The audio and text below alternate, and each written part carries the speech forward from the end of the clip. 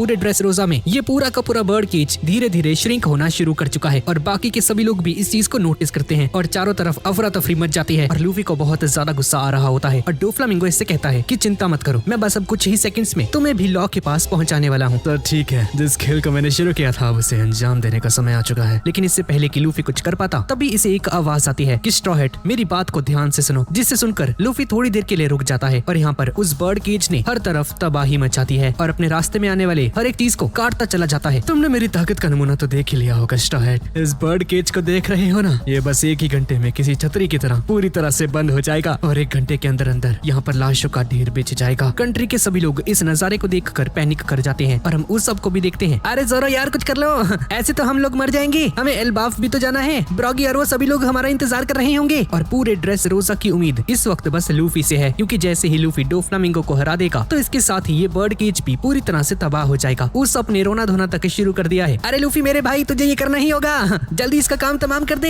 हाँ जी लूफी पाजी, आपको ये करना ही होगा। और डोफ्लामिंगो लूफी से कहता है कि चिंता मत करो, मैं यहाँ पर किसी को भी जीने नहीं दूंगा, क्योंकि ये सभी लोग मेरा राज जान चुके हैं और अब क्योंकि सब लोग मेरे खिलाफ हो चुके हैं तो इनके जिंदा रहने की अब कोई भी गुंजाइश नहीं है। लेकिन चिंता मत करो, मैं यहाँ पर एक और नया किंगडम बनाऊंगा जहाँ पर सभी लोग मेरे लिए वफादार होंगे और मैं इनका राजा होऊंगा। जब तक मैं जिंदा हूँ ऐसा कुछ नहीं होने वाला, मुझे बस तुम्हें मारकर तुम्हारी अकल को ठिकाने लगाना होगा डोफ्लामिंगो, बाकी सब कुछ अपने आप हो जाएगा। और लूफी डोफ्लामिंगो पर हमला करने के लिए आगे बढ़ जाता है, लेकिन डोफ्लामिंगो भी इस पर काउंटर अटैक कर देता है। लूफी इसके अटैक से डॉज कर जाता है और अपने गम अटैक को प्रिपेयर करते हुए तेजी से इसके पास आ जाता है। हाँ मेरे करीब आओ ताकि मैं तुम्हें जान से मार डालूं। लेकिन तभी लॉ जिंदा हो जाता है और अपनी ताकतों का यूज करता है, शैम्बल्स करते हुए यहाँ पर आ जाता है, जो देखकर डोफ्लामिंगो बुरी तरह से हैरान हो जाता है। माफ करना, लेकिन आज जो यहाँ पर मरेगा वो सिर्फ तुम हो डोफ्लामिंगो। और लॉ गामा नाइट नाम का एक अटैक यूज करता है और इस अटैक को डोफ्लामिंगो पर परफॉर्म कर देता है और डोफ्लामिंगो पूरी तरह से हिल जाता है, क्योंकि अटैक इतना ज्यादा खतरनाक है क्योंकि किसी भी पर्सन के इंटरनल ऑर्गन्स को पूरी तरह से डैमेज कर सकता है। और ट्रेबल लॉ से पूछता है, अरे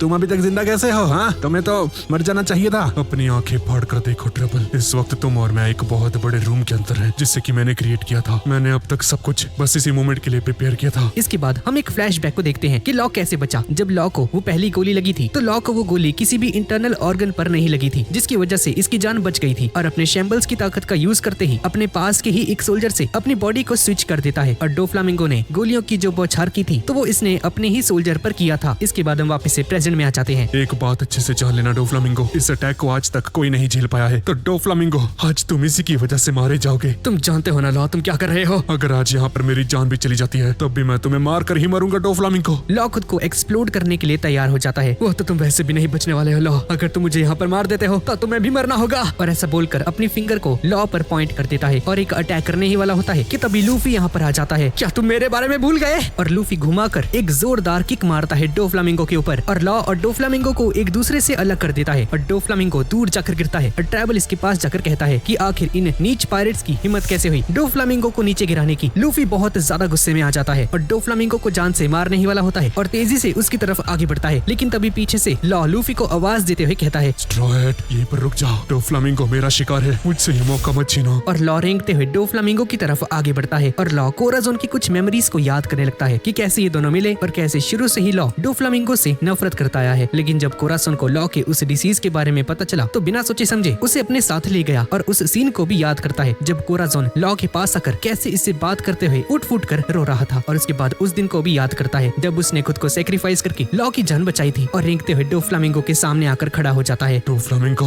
आज तुम्हारा अंत यहाँ पर होने वाला है। और रूम को क्रिएट करता है और कोराज़ोन को मन में याद करते हुए कहता है कि कोराज़ोन फाइनली आज आपका सपना पूरा होने वाला है सर। आज मेरे हाथों से डोफ्लामिंगो मरने वाला है। ये गामा नाइट का हमला जो मैंने तुम पर किया है इससे आज तक कोई नहीं बच पाया है डोफ्लामिंगो। तुम्हारे इंटरनल ऑर्गन्स को अभी तक बहुत ज्यादा डैमेज पहुंच चुका होगा और अब तुम्हारे बचने की कोई चांस नहीं है। भले ही तुम्हारी बाहरी बॉडी बिल्कुल सुरक्षित नजर आ रही है पर अंदर क्या हो रहा है इसके बारे में सिर्फ तुम जानते हो। डोफ्लामिंगो कोई भी हरकत नहीं करता है और जमीन पर बस अधमरी हालत में पड़ा रहता है। ट्रेबल पैनिक कर जाता है। अरे लॉ तुमने डोफ्लामिंगो के साथ क्या कर दिया? हाँ क्या हुआ इसके साथ? और सीधा लॉ पर हमला कर देता है पर लूफी घुमाकर ट्रेबल के पेट में एक जोरदार लात मार देता है। चुपचाप अपनी जगह पर खड़े रहो। फैमिली, हाँ 4 ऐसे लोग जो कि तुम्हारे डर की वजह से तुम्हारे इशारों पर उठने बैठने के लग गए, तुमने उन्हें फैमिली का नाम दे दिया। वो लोग जो कि सारी जिंदगी तुम्हारे लिए काम करते रहे और बस तुम्हारे फायदे के लिए तुम्हें इस्तेमाल करते रहे, वो तुम्हारी फैमिली बन गई। पर तुम्हारा सगा भाई जो कि तुम्हारे गुस्से पर काबू करते हुए तुम्हें सही राह पर लाने की कोशिश करता रहा डोफ्लामिंगो, तुमने उसकी परवाह नहीं की और उसे ही गोलियों से भून कर मार डाला। अच्छा मेरा भाई, हाँ वो भाई जिसने मुझे धोखा दिया, वो भाई जिसने मेरे ऊपर बंदूक तानी, तुम उसकी बात कर रहे हो? हाँ? डोफ्लामिंगो, सही मायने में कोराज़ोन ऐसा इंसान नहीं है जो कि किसी के ऊपर बंदूक ताने, लेकिन उस दिन वो बंदूक तुम पर चलनी चाहिए थी डोफ्लामिंगो, और कोराज़ोन की जगह तुम्हें मर जाना चाहिए था। ला, आज तुम्हें मैं एक सीक्रेट बात बताता हूँ जो कि बहुत ही ज्यादा शैतानी है। मैं बचपन से ही कोराज़ोन को बहुत ज्यादा नफरत करता था, लेकिन अचानक से पता नहीं कहां से उसके अंदर जस्टिस करने की बात आ गई। उसमें इतनी ज्यादा हिम्मत आ गई कि वो मेरे खिलाफ चला गया। बस उसी दिन से वो मेरी आंखों में चढ़ गया और मैंने सोच लिया था कि जब भी मेरी इससे मुलाकात होगी मैं कोराज़ोन को गोलियों से भून दूंगा। और सच बोलूं तो उसे मारकर मुझे बहुत ज्यादा सुकून मिला। और तभी लॉ को बहुत ज्यादा गुस्सा आ जाता है और अपने अटैक को प्रिपेयर करते हुए लॉ काउंटर शॉक अटैक को परफॉर्म कर देता है, जिसकी वजह से डोफ्लामिंगो बुरी तरह से तिलमिला जाता है। पर लॉ भी इस अटैक की वजह से कमजोर पड़ जाता है और जमीन पर गिर जाता है। लूफी इसके पास जाता है। लॉ, क्या तुम ठीक हो? मेरी फिक्र करना बंद करो, डोफ्लामिंगो को देखो, क्या वो मर चुका है? और तभी डोफ्लामिंगो खड़ा हो जाता है। डोफ्लामिंगो की आंखों में किलिंग इंटेंट नजर आ रहा था, जिसे देखकर लूफी और लॉ शॉक्ड रह जाते हैं। आखिर तुम कैसे बच गए? मैंने अपने इंटरनल ऑर्गन्स को खुद ही रिपेयर कर दिया था लॉ। अगर मेरे पास ज्यादा समय होता तो मैं खुद ही खुद को हील कर लेता, पर तुम्हें मारने के लिए मैं और ज्यादा इंतजार नहीं कर सकता। और ट्रेबल अपने स्टिकी पावर का यूज करता है और लूफी को यहाँ से दूर उठाकर पटक देता है।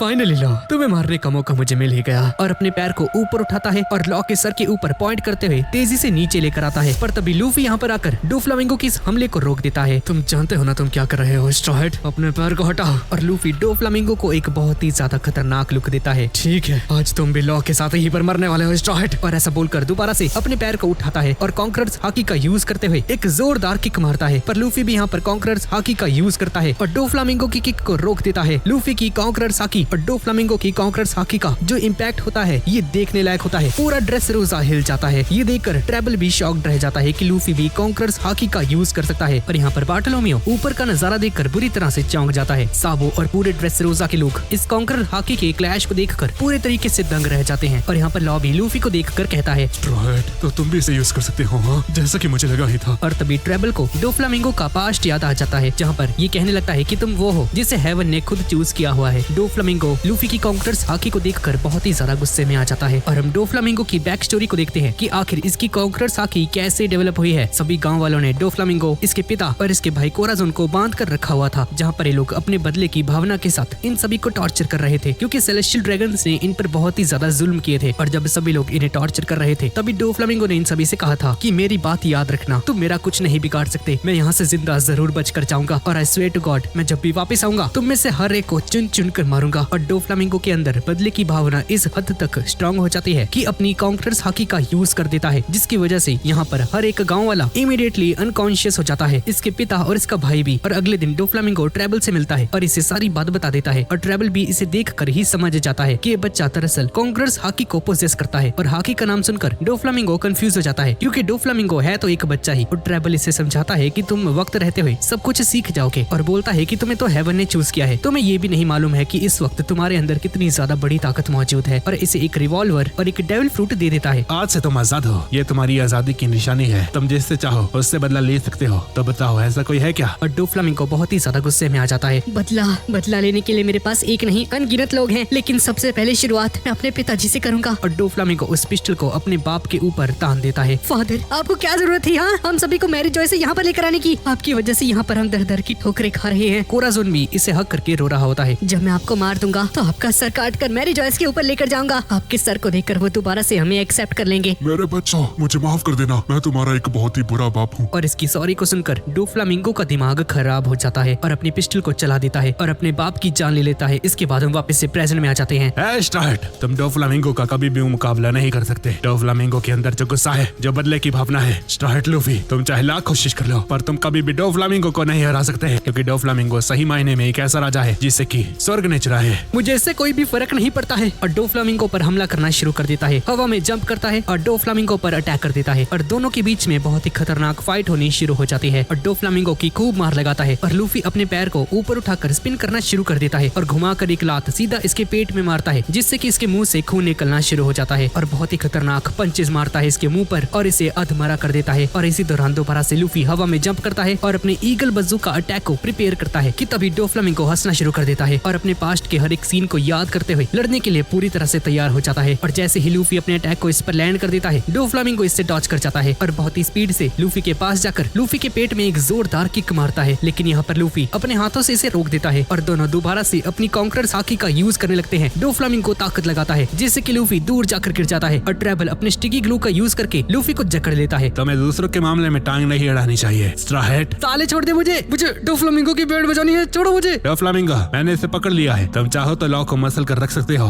डोफ्लामिंगो लॉ की तरफ आगे बढ़ता है। डोफ्लामिंगो, तुम्हारा और मेरा हिसाब अभी बाकी है, मुझे इग्नोर मत करो। पर डोफ्लामिंगो लूफी को इग्नोर कर देता है। साले बद्दे इंसान, मुझे जाने दे।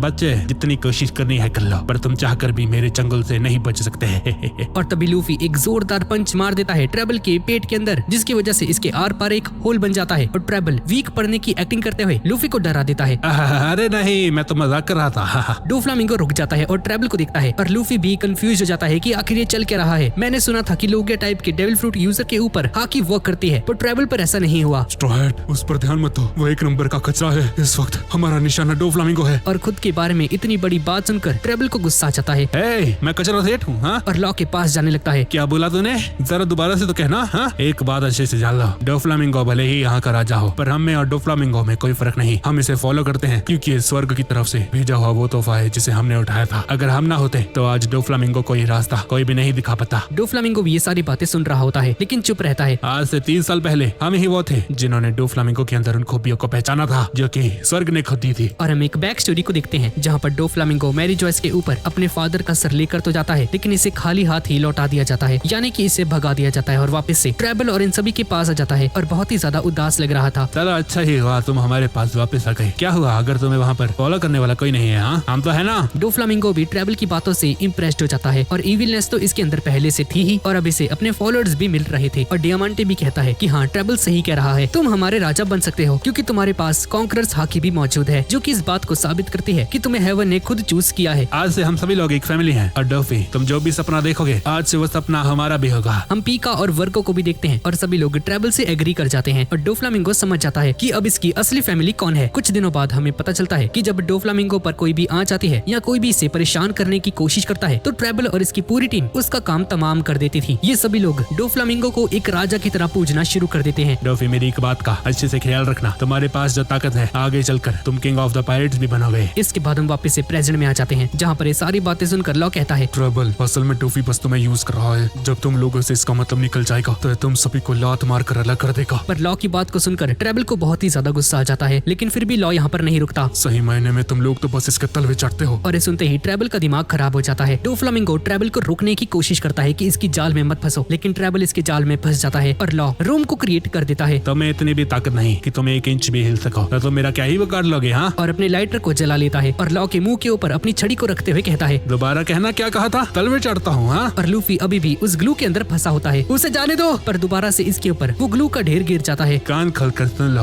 मैं भी मेरी शिप का कैप्टन हूँ और अगर मैंने तुम्हें जिंदा छोड़ दिया तो मेरे लिए एक बहुत बड़ी बदनामी होगी जो कि मैं कभी नहीं कर सकता। और ट्रेबल अपने लाइटर के ऊपर लगी उस फ्लेम को लॉ के ऊपर लगी उस ग्लू पर लगा देता है, लेकिन तभी लॉ का कटा हुआ हाथ उड़ते हुए यहाँ पर आ जाता है, जिसे देखकर डोफ्लामिंगो और ट्रेबल हैरान हो जाते हैं और अपने उसी कटे हुए हाथ का यूज करके ट्रेबल पर हमला कर देता है, जिसकी वजह से ट्रेबल बुरी तरह से इंजर्ड हो जाता है। और हम देखते हैं कि ट्रेबल अंदर से पूरी तरह से खोखला निकलता है। ट्रेबल ने असल में जो अपना डेविल फ्रूट था, जो कि है स्टिकी फ्रूट, उसे अपनी पूरी बॉडी पर कोट करके रखा हुआ था। और इतना ज्यादा इंजर्ड होने के बाद ट्रेबल लॉ से कहता है, तुम जानते हो ना, मेरा ये ग्लू आग भी बहुत जल्दी पकड़ता है। और एंड मोमेंट में ही अपने उस लाइटर को लॉ पर थ्रो कर देता है, जिसके बाद यहाँ पर एक बहुत बड़ा धमाका हो जाता है। पूरा टावर आग में कवर हो जाता है, जो कि दूर से ड्रेसरोजा का हर एक इंसान देख पा रहा था। फ्रैंकी, उसॉप, रॉबिन, सभी लोग ये देखकर शॉक्ड रह जाते हैं। वायलेट, आखिर वहाँ पर चल क्या रहा है? वायलेट अपनी डिवाइन सेंसेस का यूज करती है और देखती है कि डोफ्लामिंगो लूफी के पीछे पड़ा हुआ है और लूफी के हाथ में ट्रैफल्गर लॉ मौजूद है, जिसका मतलब है कि लॉ अभी भी जिंदा है। ये सुनकर सभी लोग खुश हो जाते हैं और रॉबिन भी इस चीज को देख लेती है और दौड़कर लूफी के पास जाकर कहती है कि लूफी, लॉ को हमारे हवाले कर दो। और लूफी लॉ और उसके कटे हुए हाथ को रॉबिन के पास थ्रो कर देता है और रॉबिन अपने स्पाइडर नेट का यूज करके लॉ को कैच कर लेती है। पर तभी डोफ्लामिंगो यहाँ पर आ जाता है। लेकर रॉबिन, तुम्हारे पास जो आदमी है उससे मेरा एक पुराना हिसाब बाकी है, जिससे कि मुझे इस वक्त बराबर करना है। और ऐसा बोलकर डोफ्लामिंगो लॉ पर हमला करने के लिए आगे बढ़ता है। डोफ्लामिंगो,